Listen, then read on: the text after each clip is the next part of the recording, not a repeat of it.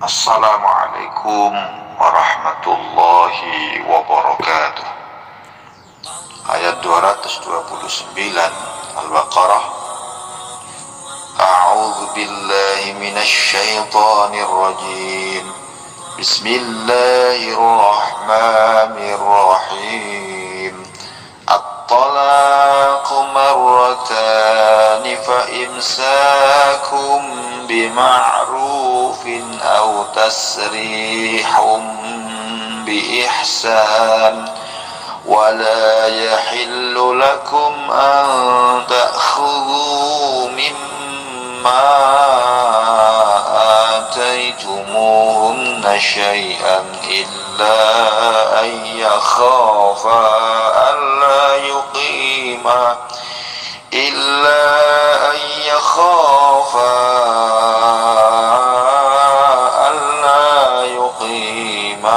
hududallah. Fa in khiftum alla yuqima hududallah fala junaha alaihima fima iftadat bih. Tilka hududullah fala ta'taduha wa man yata'adda hududallah fa ulaika humudz zalimun. At-talaqu, talak yang dapat dirujuk itu marratani, dua kali. Seperti yang kita sampaikan kemarin bahwa talak, mencerai istri itu suatu perbuatan yang dilaknat oleh Allah Ta'ala. Talak itu dilakukan jika seorang istri tidak mau beriman kepada Allah. Seorang istri menjadi orang yang murtad, orang yang musyrik, tidak mau bertauhid, diingatkan tidak mau, dinasihati malah mau bangkang dan lain sebagainya. Tetapi jikalau seorang istri itu mau dipimpin, mau diarahkan untuk kembali menjadi orang baik, maka tidak selayaknya seorang suami mencerai istrinya. Jadi talak raj'i itu hanya diperbolehkan dua kali. Ketika talak, jatuh talak dua kali, maka seorang suami tidak boleh atau hendaknya berhati-hati di dalam menjatuhkan talak kepada istrinya. Fa'imsakun, setelah itu suami dapat menahan bima'rufin dengan baik, au tasrihum, atau melepaskan biihsanin dengan baik. Tentunya karena nikah itu adalah ibadah, dan ibadah itu tidak boleh main-main, tidak boleh coba-coba. Demikian pula syariat tentang nikah.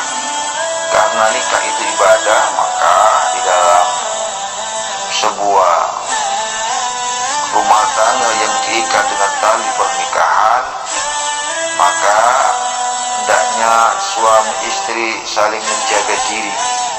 Suami istri hendaknya berusaha untuk menunaikan kewajibannya masing-masing, dan di sanalah mereka akan menerima haknya. Wala yahillu, dan tidak halal lakum bagi kamu, an ta'khudhu, mengambil kembali, mimma, dari apa-apa, ataitumuhunna syai'an, yang telah kamu berikan kepada mereka. Jadi seorang suami ketika menceraikan istrinya, yang namanya mas kawin, yang namanya hadiah pemberian seorang suami kepada istrinya, maka suami tidak boleh meminta kembali, karena itu merupakan hak istri. Illa ayyakhafa, kecuali keduanya, suami istri itu khawatir alla yuqima, tidak mampu menjalankan hudud Allah, hukum-hukum Allah Ta'ala. Sekiranya suami istri itu mau memahami tuntunan Allah, kemudian mau mengamalkan isi tuntunan itu, maka insya Allah hidup ini menjadi lebih terarah. Kenapa? Karena saling-saling sama-sama memahami. Tetapi kalau orang berumah tangga itu yang suaminya taat kepada Allah, sementara istrinya tidak mau taat kepada Allah, ibarat orang berjalan gitu pincang, tidak bisa seimbang. Makanya ketika seorang istri itu hendaknya taat kepada suami selama perintah suami tidak mengajak kepada kemaksiatan. Dan suami yang baik hendaknya mengajak istrinya untuk berbuat baik kepada orang tuanya. Kalau suami itu taatnya kepada orang tuanya, tetapi untuk istri taatnya kepada suaminya. Dan suami yang baik adalah mempersilahkan istrinya untuk memperbaiki hubungan dengan orang tuanya. Walaupun wanita itu sudah bersuami, hendaknya berusaha untuk menjadi orang yang taat kepada orang tuanya. Fa in khiftum, jika kalian khawatir alla yuqima, keduanya tidak mampu menjalankan hududallahi, hukum-hukum Allah, fala junaha, maka tidak ada dosa alaihima, bagi keduanya suami istri, fi maftadat bih, atas bayaran dari istri untuk menembus dirinya. Tilka hududallahi, tilka hududullahi, itulah hukum-hukum Allah. Fala ta'taduha, maka janganlah kamu melanggarnya. Hukum-hukum Allah itu diperuntukkan untuk manusia. Hukum-hukum Allah itu dibuat tidak lain adalah untuk kemaslahatan, kesejahteraan, kebahagiaan, kemuliaan manusia itu, baik di dunia, lebih-lebih nanti di akhirat kelak. Satu contoh, ketika ada seorang yang berzina, maka hukum Allah cambuk mereka 100 kali kalau pelakunya masih bujang. Kalau pelakunya sudah berkeluarga atau sudah pernah berkeluarga, maka hendaknya dirajam. Ini menjadi bukti pelajaran besar bagi kita betapa besar dosanya orang yang zina, sehingga balasannya atau hukumannya tidak seimbang. Tidak seimbang jika dibandingkan dengan siksa nanti di akhirat kelak. Makanya oleh Allah Subhanahu wa Ta'ala, orang-orang muslim, orang-orang mukmin dibuatkan hukum seperti itu agar kehidupan manusia tidak seperti khayawan. Ada aturannya, ada tuntunannya. Dialah Allah yang membuat tuntunan itu untuk kemaslahatan hidup manusia.